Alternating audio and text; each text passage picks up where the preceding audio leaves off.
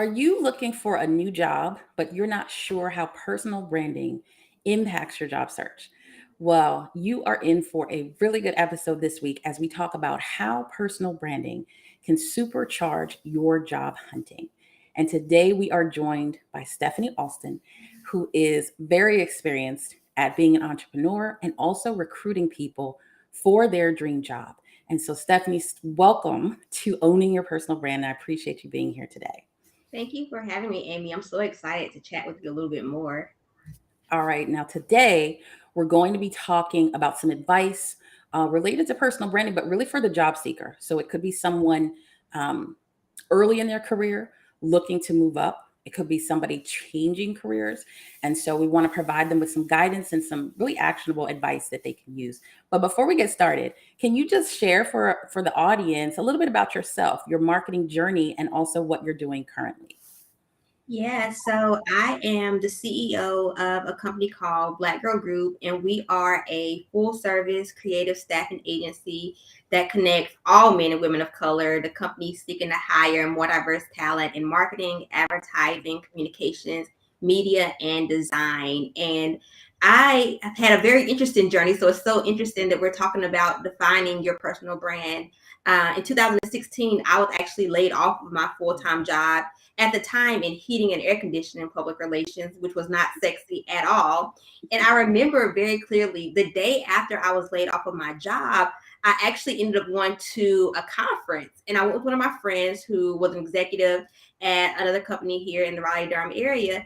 And I remember being with her and her being able to introduce herself by her name and her job title and where she worked at. And everyone was so impressed. And then they came to me and they said, well, who are you? What do you do? Where do you work?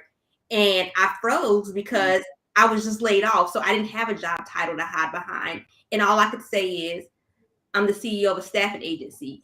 And I couldn't tell them I just started the day before. And so whenever I said that, they were just like, oh, okay. But then they proceeded to talk to my friend. And so even that alone just let me know internally, hey, Stephanie, you need to make sure you're doing everything you possibly can to own your own personal brand so you're no longer defined by a job. And so now I spend a lot of my time through Black Girl Group as a recruiter, helping others not only own their personal brand, but also, like you said, making sure that they are able to receive their dream jobs. I've been working in the industry for over a decade, and I've had jobs all over the place. I worked in various industries. And so I'm really committed to opening up the doors and providing seats at the tables, especially for job seekers, more than ever right now, because, the job market is something that everyone's talking about. And so, yeah, that's just a little bit about me. Well, thank you for that. You said a lot that I hope we get to unpack. One thing that stands out in particular, though, is being put on the spot and someone saying, well, tell me about yourself or who are you? And you only get that one shot. Yep. You only get that one shot. And so we never want to put ourselves in that position of not feeling confident about what we do. Again, personal branding is not just what you do as a title or what you do for a company. It's a little bit more about who you are as a brand, basically. Right. And so I love that you said that, and I'm sure we'll touch on that a little bit more throughout this. The first thing I'd love for you to talk about, though, is just why is it important, just as a kind of foundation, why is it important for job seekers to focus on personal branding? Man, that is such a loaded question. I think it's important for multiple reasons because whenever you're applying for a job, well, as a recruiter, I look at things a lot differently than obviously the job seeker. Mhm. But the first thing that I do, even before I scan your resume, is I Google the person whose name is at the top. And because I do that, other companies that I work with, I also know they do the same thing. And so whatever comes up first in Google, that's just law. I'm sorry. And Yeah. if you Google your name and you don't like what you see out there, I think it's really important. Number one, that you go out and you own your domain. Make sure Right. that people actually, when they Google you, your website comes up first. That doesn't mean that you have to be a business owner. It just means that you need to be able to own your own personal online real estate, and that's your name. And it's important because that is the number one step, especially in this digital age, of owning your personal brand, even as you're looking for a new job. And then also, like I always tell people too, is just whenever you Google yourself, go through the first and second pages of Google to see what's out there. I'll give a funny story about myself. Whenever I first started this journey of branding my own personal brand, I Googled my name just to see what was out there, and I saw criminal records. Ugh. Clearly, that was not me. That was not me at all. Full disclaimer, was not me, and the age does not match up, nor does the location, but it matched my name. Mm. So it scared me because I'm like, oh my God, this could be stopping me from getting jobs and opportunities because people think that this person is me. And so then I remember calling my mom, said, Mom, like, it's a crazy Stephanie Alston out there. And so she was like, well, utilize your SEO skills and get it off the front page. And so that's what I did. So I owned, again, my online real estate. So that was me owning my domain. So buying the domain for my name. That was me going on social media and literally getting every single social media profile that had high ranking and making sure that my name was owned on there. There may be platforms I don't use, but I owned it on there. Again, that's because before a recruiter even goes through your resume and your experience, they're already doing what I like to call a soft background check. And so if you want to make sure that you're putting the best foot forward with your brand outside of your resume, I just highly encourage you to start off with that Google search and seeing what's out there about you. And then from there, building up your online presence with your name only to make sure that, you're not getting knocked out of job opportunities before you even have a fair chance. Yeah. Oh, I love it.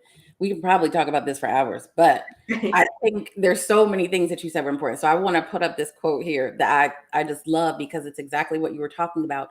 Start small, start with something simple, own your name, go find out what is online about you. I don't have a criminal with my name, but I have a very good Australian swimmer whose name is Amie Thompson, spelled exactly the same way. And I remember a couple of years ago, that was one of the, you probably told me this, one of the first things I did was Google myself, and everything on the first page was about her. And I was like, all right, I gotta, that's not going to be helpful because people, like you said, no matter what it is, if you're looking for a job, you're looking for clients, people go to Google first. Right. And whatever they see first, that's their impression. And I did work very hard over the years to write more if I'm interviewed. And now when you go on there, she might have one entry on the first page. Oh, yeah. But then everything else is about me. And so it really, you can track that progress to see what's going on. So absolutely what you said is so on point. Know what's being said about you or someone with your same name. I always thought I spell my name differently. Nobody's gonna, have that same thing. So I love what you said about that. And I think that in a world of misinformation, in this quote is so important because you just don't know if you do have a more common name, what else could be out there, or frankly, what people could be saying about you. It could really be about it could be about you, but it could be something negative. And so you can't always delete what's out there, but you sure can balance it with a lot of positive things you're writing in your website and things like that. So I absolutely love that. I appreciate that. And let me bring in too, because this is trending on social media right now in terms of this person. I actually was reading this morning that in 2020, and I know 2020 was a crazy year, so much kind of got swept under the rug, but Beyoncé actually won a lawsuit that gave her the trademark rights to Blue Ivy's name. Oh, I do remember that. Yep. And a lot of people thought that she was crazy because they're just like, it's a name, why would you want to trademark it? But again, she understands that her child is a brand. And so she took the initiative to fight for the trademark. Now, I have not trademarked my name. I think that's, that's a little above me. However, I think, understanding that even at a young age, you really have to be careful of like how you're beginning to build a personal brand. Like you'll see all these celebrities, they're putting their children on social media. Again, they're starting their personal brands early, whether or not the child even has any input on that. So again, I think the funny thing is as we get, later on in life, we have to start realizing that, there may be a generation of kids who have no control over their personal brand because their personal brand was created for them before they were even thinking about personal brand. So, I just think it's interesting. It's good. And it's the same point. Own your name. And so we might not be able to afford or need to trademark it. But definitely owning it and managing it is very critical. So I appreciate that. So the next thing I want to ask you about, okay, as a recruiter, when you are working with a client and they've identified a role that they need to fill and you've had all your conversations and you're ready to start actually recruiting, what is the first thing? first, where do you go to start looking for people? And then what are those things that you are looking for before you would even consider bringing them to the client? Yeah, so the first place that I look is actually internally through the Black Girl Group database. But then if you're not a part of the Girl Group database, because obviously there are some people that are great talent that I'm just not connected to, then Mhm. I go on to LinkedIn. And people are often shocked whenever I say I go to LinkedIn to Mhm. actually find folks for jobs. But what I want to tell people is to stop sleeping on LinkedIn. Make sure that you fill out that profile. Make sure you check your messages, because one thing that I do know is that lots of people, and I don't know why LinkedIn is this way in general, but what I've discovered is that lots of people actually create LinkedIn's, but then they never check it. Like, they Mhm. just have it out Mhm. there. And so I always tell people, there are hidden opportunities in your inbox, especially right now. I'm not in the job market for a new role, but I can tell you every single day I am getting messages in my email saying, hey, I have this role open for you. Are Mhm. you interested? And recruiters are using LinkedIn as a primary tool in a lot of ways. Once a client comes to me for a role that they have available, the first thing that I do, like I said, is once I figure out, what skill sets I'm looking for, I start identifying candidates. And then what do? I go on Google and I search them to make sure they're not crazy. I am Mhm. the person where I will go through Instagram, I will go through Facebook. Mhm. And the reason why I do that is because, yes, I understand that everyone has a right to a personal life, and that's fine. But because of the jobs that I'm hiring for, they're very front facing roles. I always want to make sure that you take care of your own personal brand too, right? Because if you don't take care of your own personal brand, then how can I trust that if, my Mhm. client hires you, that you're going to be able to protect and handle their personal or their professional brand? And Mhm. so once I've gone through, the soft social media comb, then I look for soft skills. So communications, customer service, great writing skills, great design skills.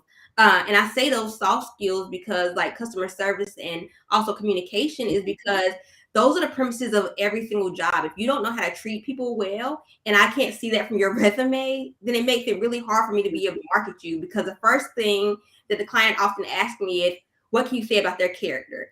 And granted, there are some that Mhm. I don't know, but when I have those initial conversations, if, it seems that you're not, a good person, just in terms of character, then it's hard for me to be able to confidently say that you're going to do well in a Yeah. job that deals with customers every single day. And Yeah. so soft skills to me are more important than some of those hard skills that people really focus on, because I do believe, especially again for the roles that I recruit for, aside from maybe design, a lot of skills can be taught on the job, right? With great training, they can be taught. And so I try to make sure that I'm giving folks an opportunity who may not have the perfect resume, the perfect, combination of role that another company is looking for, but just making sure that I believe that they're trainable to be able to be successful in the role. Right. That's great. Two things that I heard from that. One is about kind of the personal and the professional, and the fact that you go to pretty much all of the social channels just looking for people and just to check them out before you actually talk to them. And I think that is really important. That certainly is not something that probably used to be done back when we were earlier in our careers, but now it's so important to understand that it's a bit combined. And Yeah. so yeah, you have the right to have your personal life, but at the end of the day, the recruiters, the people that are hiring you are going to be looking for everything. And so you have to be careful about what exactly you put online, because that's an impression, that's a reflection of who you are, and who you possibly will be if you work there. Um, but the other thing you said, let's see, you were talking about, I think I lost my little train of thought for a second. Oh, we were talking about, goodness, yeah, that's so crazy. I had another question, but I'll come back to it. I promise I'll remember it. I've written it down, but I'll promise I'll remember it. But let's move on for a minute in the fact that when you are going on LinkedIn or you are looking on social, there are so many people that might be qualified. How do you determine who to talk to, as far as how can people stand out? So if you're looking for a particular role and you find 10, 20 people on LinkedIn that look interesting, who do you call first? Like, what stands out to you? Huh, that's a good question. Sometimes it's just whoever comes up first, honestly. Like, cause so with LinkedIn, I actually have the recruiter version of LinkedIn, and so it ranks candidates for me. And so Okay. there are times where, like, I'll just see number one because they have more of the skills that I'm looking for, and I'll reach out to them first. Now, if it does look like they're not really active on LinkedIn, I don't reach out to them first. I put them at the bottom of my list only because I don't want to waste my time reaching out to them, and I know they're likely not to respond to me. Again, something else that really stands out to me is someone who has diversity in their experience. And when I say diversity in their experience, I mean people who work across various industries. To me, and I know I'm going to get a ton of pushback for this, is I'm not necessarily thrilled to see a person who's been in a job for 15 years in the same role. And I know for many job candidates, that's a sense of security for them. And I think it's great if that's what works for you and you're happy in a place. But for me, it becomes really challenging to actually, present someone who's been in a role for 10 or 15 years to a client of mine, because then it seems like, they may be stuck in their ways, or they may not necessarily their ways, but they may be stuck in that company's ways, I should say. And so it may be hard to teach them, another company's ways simply because they've been with another company for so long. And even to expound on that a little bit, I actually, again, this could get some pushback. I actually had a conversation a couple days ago with a candidate who I thought would be amazing for a role. And she also thought that she would be amazing. But Amie, she said to me, well, I really like this job and I think it's perfect for me, but I just promised my current employer that I would never leave. And I was like, wow. And I said, you know what? Do what makes you happy. But I don't really, I personally don't like unsolicited advice, but I had to do it in the moment because I was like, this could be an opportunity just to open up her perspective. Yeah. I said to her, I said, you know what? If you made that promise to them, that's fine. And if your loyalty is with them, that's okay. I said, but we're also in a very volatile job market. And so I say you have to be careful. And even in a non-volatile job market, you have to be careful, because just because you make a promise to them that you will never leave, if their company shuts down tomorrow, you don't have a job. And so you have to make sure that you remain open-minded. And again, make sure that even if you are staying in a job for a long period of time, again, make sure you're getting new skills along the way, learning new software, learning, new techniques. If, your job is technique driven, doing professional development on a consistent basis. Because if you don't do that, again, you'll be very pigeonholed. And I don't want that to happen to anyone. Should, like I said, that company, shut down tomorrow and then you're on the job. But sorry, I went on a little tangent there, but I think, that's just important just to kind of keep in the back of your mind, is that whenever you're looking for a job, make sure you're always learning. And even if you're not looking for a new job today, again, make sure you're not so comfortable that you stop learning and you only get stuck at, what am I doing for my company now? And how am I showing my loyalty? Just make sure that you remain open and flexible, and that you're learning more every single day to make yourself marketable when the time comes for you to look for something else. Well, I think one thing you said was you look for diversity in skill sets. And I think even for the person who wants to be loyal and stay at a certain job a long time, they can still do things outside of work, like you said, professional development and things like that, that at least bolster their profile. So they might have the same job for a long period of time, but they could have other things that shows they're active. And I think that's one of the things that I would pull out from what you said, is like, be active professionally. Let people know that you're, like you said, learning and you're growing, even if you are very loyal to a company or something like that. One question too about something you said, the soft skills. You mentioned the importance of that. How do people show that to you, right? So if you're going on LinkedIn, like, or you're looking at someone's resume, before you speak to them, how can they demonstrate those type of skills to you? Yeah. So again, going through their social media profile, some of that you can see. I mean, because especially, I would say, new graduates, a lot of them post like Instagram live. So like you get a chance to actually see like how they speak and how they communicate with others. And, some of them even go as far as like broadcasting what they do on the weekends. And so you then get a chance to see how they're interacting with other people. Again, I know social media is a highlight reel, so it doesn't really give you a ton of insight. But again, I think you learn a great deal just from looking through social media. Also, if they're active on LinkedIn, I can see what kind of skills, soft skills they have, maybe by how they engage on other people's posts, or how, some people might write content on LinkedIn. I can read through their content and get a sense of their voice and the things that they're passionate about. But then in a lot of ways, sometimes, because again, online only shows you a very small portion of who people are, getting on the phone, literally having conversations with them actually opens up the door and lets me see who they really are as people. Because for me, that's really important, because sometimes I may scan through a resume and I may think they're an okay candidate, but actually after having a conversation with them, I'm like, wow, they are dynamic. Like, I need to hire this person tomorrow. And so I do always highlight the importance of not just getting to know someone via email, but actually having phone conversations with them to get a better insight. And that's also because, everyone isn't great at creating, say, a LinkedIn profile resume. There have been times where I've talked to folks and I'm like, why isn't that on your resume? Like, that is the highlight of your career.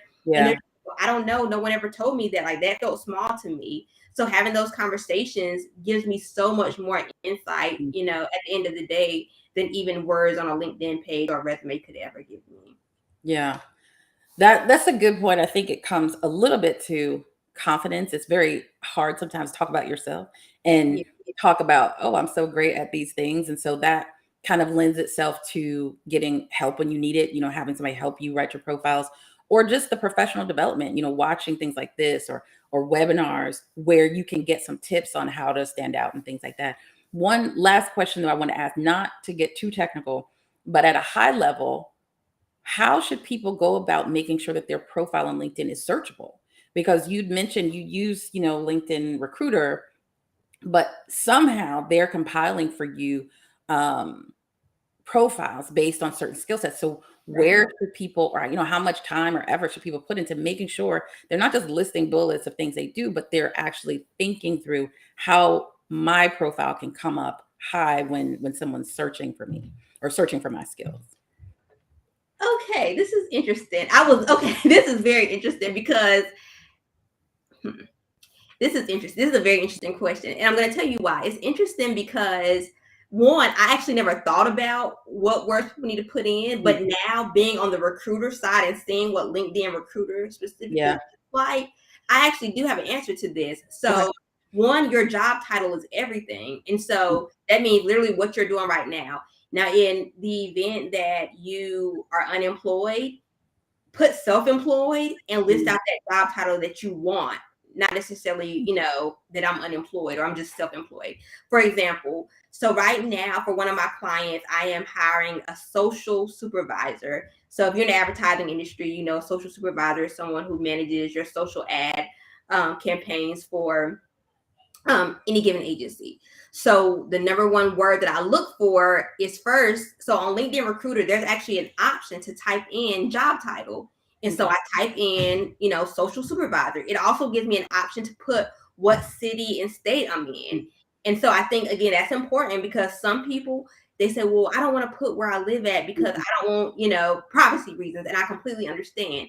But if you want to be searchable by recruiters, you're going to have to put in your city and state. And the reason why that's important is because there are so many companies out there who can only hire in certain states.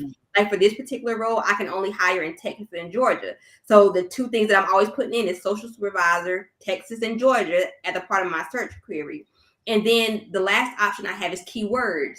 So the keywords that are in the job description are social media ads, digital media strategy. I type in those words as keywords, and then LinkedIn Recruiter automatically finds all profiles that have those words listed in their resume. So again, if you see a job out there or multiple jobs out there that you may be interested in, make sure that your LinkedIn profile is optimized for this. And now in hindsight, I realize like there's a whole market for like LinkedIn optimization. So if you're out there and you can do it, go for it. But again, like whenever me as a recruiter, when I'm searching specifically on LinkedIn, and I know that a lot of these ATS systems, which like the HR system screened employees, a lot of those systems also search for keywords. So, a trick that I've learned is that if you see a job out there, sometimes you can literally copy and paste the job description and then figure out what part of that you've actually done and incorporate that into your resume or into your LinkedIn profile. As simple as that. So then when recruiters are looking or ATS is screening your resume, you're always going to go through that initial vetting process and make it to the top of their pages simply because you use the right keyword strategy. And so, yeah, I know some people may say, well, that's a little too technical for me. But if you can copy and paste, like I said, a job description and then tweak it, to what you've actually done, those keywords can be super valuable for you, especially like I said on LinkedIn, because that's what I do is I'm using keyword queries and keyword queries and then making sure that you actually put the job title that you currently do, and then city and state, and those are, I would say, the top 3 things that you need to focus on whenever you're optimizing your online presence. Got it. I think that's good. I know it's a little bit in the weeds, but I do think it's important that people understand it's, some people probably think, oh, I'm so qualified for this job. Why didn't they call me back? Or why didn't I get an interview? And sometimes it's as simple as these recruiters and HR folks are busy and they are going to use the easiest way possible to find the top talent to be able to go and make that outreach for. And so if you don't have those optimized profiles or you don't have a digital presence, they can't find you. And so that's kind of that first part of the personal branding from a tactical perspective is making sure you have that digital presence and making sure it's optimized. So I think that was helpful. It may have been a little bit too deep, but it's helpful that people at least know that there's something they should be looking into, they should be trying to identify. So I think that's really good. Now we're going to close down with one last question, which is really just advice that you might share. I mean, you've given incredible tips throughout this conversation of things that people need to think about, things that people can do to make sure they're better prepared and make sure that they use personal branding to help them with their job search. But what kind of advice might you give to people who right now are, tightening up their resumes, or actually looking for the right fit for them? What kind of advice could you share? Yes, I have 2 pieces of advice. Number 1, like, don't beat yourself up if you haven't figured it all out yet as it relates to personal branding. And the reason why I say that is because, someone may hear you and I talk and say, oh, well, they have it all figured out. But the thing is that we've learned through trial and error and personal experiences. When I graduated from college, I graduated with a degree in journalism and mass communications. And I just knew that I was going to get the job of my dreams instantly just because I had the degree and I had some great internship experience. I ended up, and this is not exaggeration, I went on over 500 job interviews after I graduated from college. Wow. And that is both phone interviews and in-person interviews before I actually landed my first job. And it was very discouraging. And what I quickly learned was the importance of optimizing those resumes, because what would happen is I would have interviews and I would bring up, an experience I had, and they'll say, well, why isn't that on your resume? And so what I realized is that the reason why I had gone through so many interviews and not gotten the job is because I didn't know, like you said, how to articulate exactly what it is that I did, but also being able to give myself praise, and be able to highlight, hey, these are the things I've done. These are the things that I've accomplished, and here's what makes me qualified. So I say be patient with yourself. Don't beat yourself up if you haven't figured it out yet. You will. Trial and error. A/B test your resume. So that means, create multiple versions of it and figure out which one works better for you. That's really important too, because maybe you're looking for a variety of different jobs and you're trying to figure out, okay, well, how do I land this job? Try different versions of your resume and see if one gets you more feedback than other, and the one that gets you better feedback, start using that more consistently. And then lastly, I want to say, and you and I talked about this before the show, is don't put yourself in a box as it relates to personal branding. Even for myself, I know some people may look at me and say, oh, well, I thought you did PR. I thought you do SEO. I thought you did this. I thought you did that. And I do all those things. At the end of the day, I am a person. So personal branding is about you and who you are, not necessarily an occupation, not necessarily a career. I actually had a good friend who I grew up with, who oddly enough, started out being a nurse, and she's now an attorney. And a lot of people have said, like, how do you jump from being an RN to an attorney? Because that's off brand for you. And at the end of the day, it's not about what you choose to do. And the biggest thing is that this individual, she likes to help people. Now, granted, she's helping people in different ways, but if you look at her soft skill set is helping those who are in need. At one point she did in the middle career, and then later she did it in the legal industry. There's nothing wrong with that. So if you feel like, hey, I need to stay in this one job industry, or I need to focus on this job only, don't focus on one area because you feel that people are going to think that you're all over the place. At the end of the day, your personal brand is about you and what you're passionate about and what you bring to the table. So never be afraid to step outside of the box that sometimes I believe that personal branding can put you into. No, I love that because it's so important. It takes a while to find the right career path. And so you might have a few different industries that you work in until you really figure out where your sweet spot is. But like you said, personal branding is about you. It's not about the specific job you have or had. It's about you. And what are those things that really flow through all of your different jobs? What are those characteristics? What are those values that you can add? So I love that. And I think it's great advice for people. And so I want to close out just with saying and kind of reminding people that personal branding is something that you need to own. Wherever you are in your kind of professional journey, you could be looking for a new job, you could be looking to get promoted, you can be an entrepreneur like us. But whatever you do, you need to own your personal brand. You need to make sure, I mean, some of the things we talked about here, make sure what's online about you is accurate and how you want people to see you. What impression are you making when people look at you online? How easy is it for people to find you and find out information about you? And you really have the power to do that. I think one of the things based on what you just said is messaging is so important. It's truly a marketing exercise to find a job or to build a career because it's about not just the specific things that you did, but it's what is your message? What is your key message that you can share with employees, partners, or others? And so I'm really excited that you shared all this great information from people. Thank you so much for being here. Where can people find you? How can people get in touch with you or follow you online?